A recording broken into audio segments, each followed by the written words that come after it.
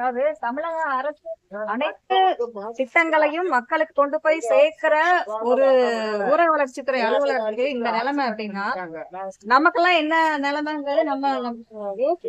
இதுல நம்ம ஒற்றுமையை காட்டும் போது ஒரு துறைக்கு ஒரு பாதிப்புன்னா அனைத்து துறை ஊழியர்களும் இறங்குவோம் அப்படிங்கிற ஒரு இதை நம்ம கவர்மெண்ட் தெரிவிச்சாதான் நம்ம பாதுகாக்க. அதனால எல்லாரும் ஒற்றுமையா எப்படி போராட்டம் இது நடந்து கிட்டத்தட்ட ஒரு 4-5 நாட்கள் ஆகிட்டு இன்னும் அந்த மாவட்ட ஆட்சியர் நடவடிக்கை எதுவுமே எடுத்ததாக தகவல் நமக்கு இன்னும் வரப்பெறவில்லை. இதையும் வன்மையாக கண்டித்து இன்றைய ஆர்ப்பாட்டத்திற்கு வரவேற்புரையாற்றுகிறேன். தொடர்களே தலைமையேற்றிருக்கும் தோழர் கணேசன் அவர்கள் வட்ட தலைவர் அவர்களை வருக வரவேற்கிறேன். கண்டன உரையாற்றுவதற்கும் தோழர் தவமணி பீட்டர் வட்ட செயலாளர், கால்நடை ஊழியர் சங்க மாவட்ட தலைவர் தோழர் மனோகரன், ரத்தன ஊழியர் சங்க மாவட்ட தலைவர் தோழர் ஜெயபாக்கியம், வணிகவரி பணியாளர் சங்க மாவட்ட தலைவர் தோழர் ஆ சங்கர், PNGPA தோழர் ராமமூர்த்தி அவர்கள்,